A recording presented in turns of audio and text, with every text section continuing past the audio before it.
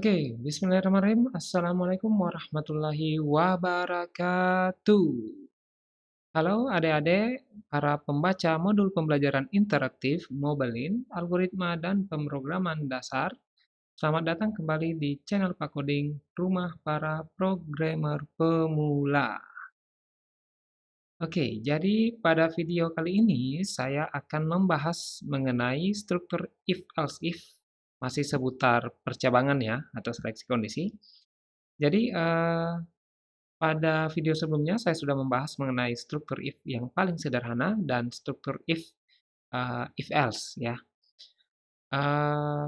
Pada video ini saya akan membahas struktur yang sedikit lebih kompleks dari kedua struktur yang sudah saya bahas itu, yaitu struktur if else if. Oke. Ya, ini langsung masuk ke materinya. Jadi apa itu percabangan if else if atau seleksi kondisi if else if? Nah, percabangan jenis ini merupakan perluasan dari struktur if else yang hanya memiliki satu kondisi. Jadi ingat kembali bahwa if else itu hanya memiliki satu kondisi ya. Seperti ini. Kemudian ada kurung kurawal, kemudian tutup kurung kurawal, else, kemudian buka, tutup. Kurang lebih seperti ini ya. Jadi kondisinya hanya satu. Nah, pada struktur if else if ini, itu kita menyisipkan satu atau lebih kondisi lagi ke dalamnya ya. Satu atau lebih, kita menambahkan satu atau lebih kondisi ke dalamnya. Jadi, bentuknya bisa terdapat lebih dari satu kondisi pada struktur if else if. Oke. Nah, proses pengujian kondisinya itu dimulai dari kondisi paling atas ke bawah. Jika kondisi paling atas true, maka blok if pertama akan dieksekusi. Tapi kalau false, maka lanjut ke kondisi kedua yang akan dicek. Kalau bernilai true, maka blok blok else if yang kedua itu yang akan dieksekusi. Jika bernilai false, maka lanjut ke kondisi berikutnya dan seterusnya hingga bagian else. Ya, biar tidak bingung, saya langsung saja masuk ke sintaks if else if. Nah, adapun sintaks if else if ya, seperti ini. Ya, ini kalau kita lihat cukup kompleks, tapi sebenarnya mudah kok untuk dipahami. Jadi perhatikan, di sini ada keyword if. Jadi intinya jika pada sintaks itu ada keyword if, berarti setelah keyword if itu akan selalu ada pengujian kondisi. Ya, perhatikan. Di sini ada if, di sini ada kondisi kan? Di sini ada if, di sini ada kondisi. Jadi seperti itu.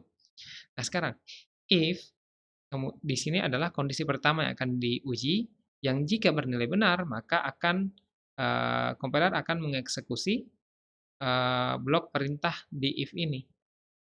Tapi jika bernilai false, maka proses pengujian kondisi akan lanjut ke else if di kondisi kedua.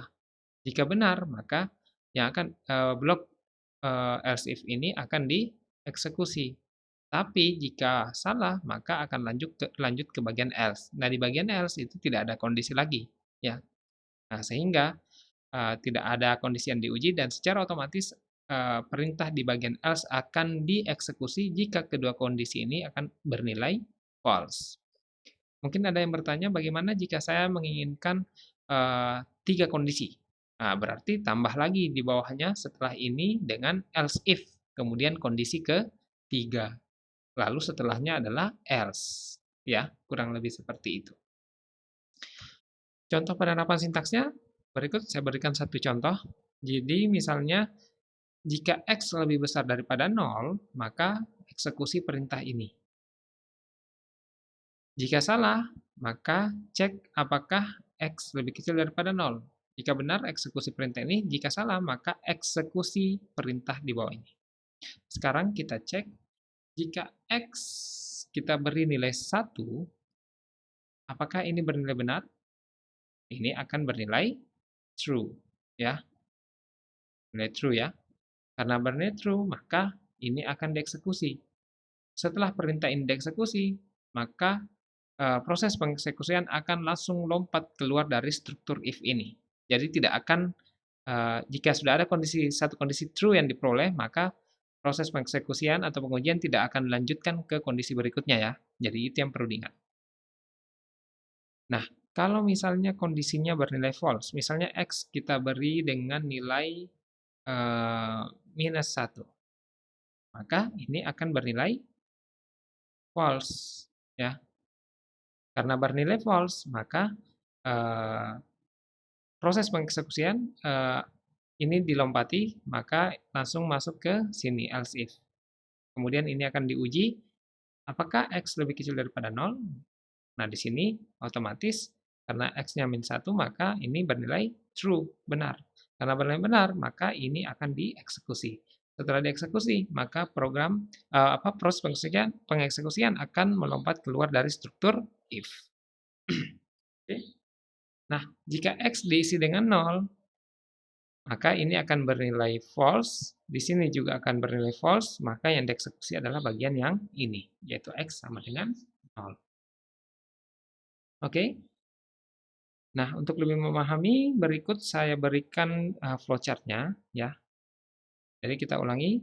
Jadi X misalnya kita isi dengan 0, maka di sini tentunya akan bernilai false ya. False, atau begini saja ya, false. Di sini juga bernilai false, maka yang dieksekusi adalah bagian yang ini.